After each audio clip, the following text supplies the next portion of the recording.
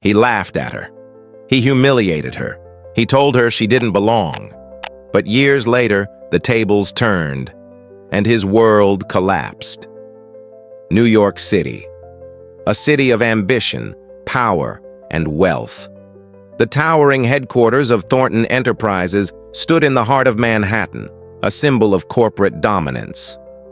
Inside, Richard Thornton, the company's CEO, sat comfortably in his high-rise office, sipping an expensive cup of coffee. He was a man who had never been questioned, never been challenged.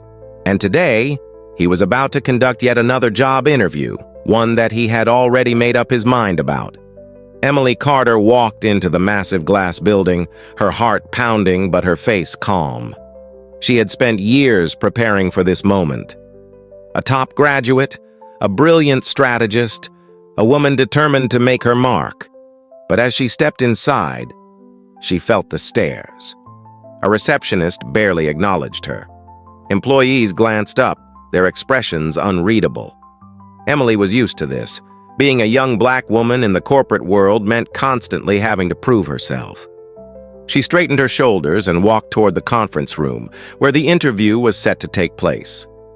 Inside, Richard Thornton sat at the head of the long conference table, flanked by two senior executives. He barely looked up as Emily entered. "All right," he said, tapping his pen against the table. "Let's get this over with. Tell me why I should hire you." Emily sat down, keeping her voice steady. "I graduated top of my class in business strategy and finance. I have a proven track record of innovative thinking and—" Richard suddenly laughed. Not a polite chuckle, a full, mocking laugh. Emily felt her stomach tighten, but she didn't react. "Top of your class?" Richard repeated, smirking. "Listen, sweetheart, this isn't a diversity program. This is the real world." Emily blinked, trying to process what he had just said. The two white executives beside him exchanged amused glances, but remained silent. Emily clenched her fists under the table. "I'm not asking for a handout, Mr. Thornton. I'm here because I earned this opportunity." Richard leaned forward, his smirk widening. "And I'm telling you that you're wasting my time. You people never make it far in this world. That's just how things work." Emily's entire body stiffened. "You people?" she repeated, her voice cold but controlled. Richard shrugged.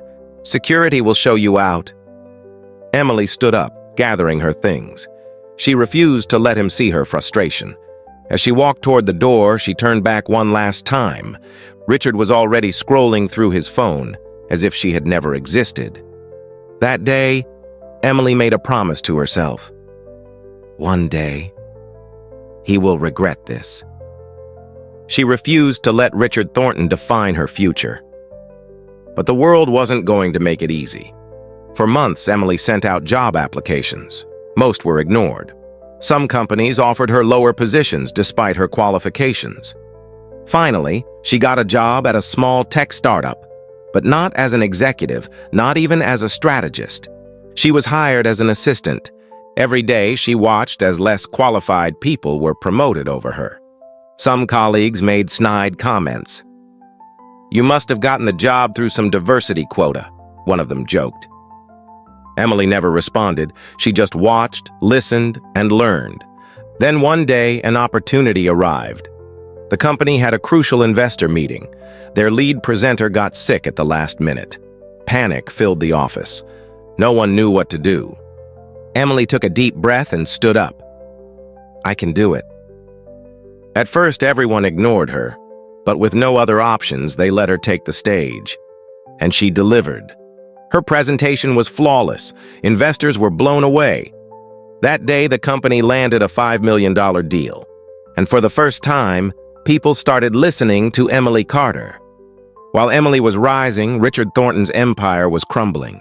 He refused to adapt.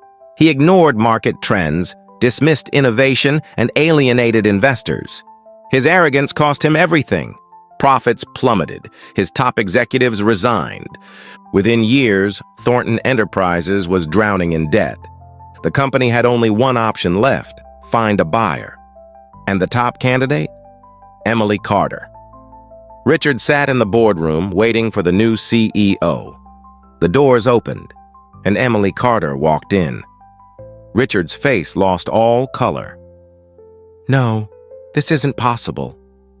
Emily smiled. "It's been a long time, Mr. Thornton." Richard swallowed hard. "Emily, look. That interview, I didn't mean—" Emily slid a file across the table. "You have two options.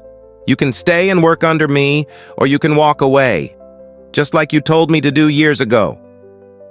Richard's hands trembled. For the first time in his life, he had no power.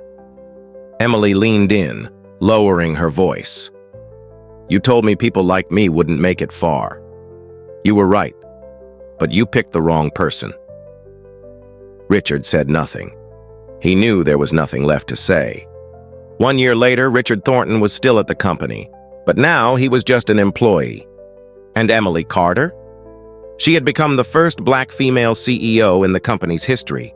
Justice had been served. Never underestimate someone.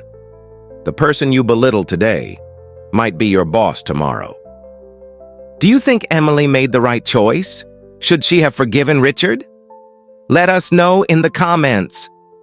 For more inspiring and shocking stories, make sure to subscribe and turn on notifications.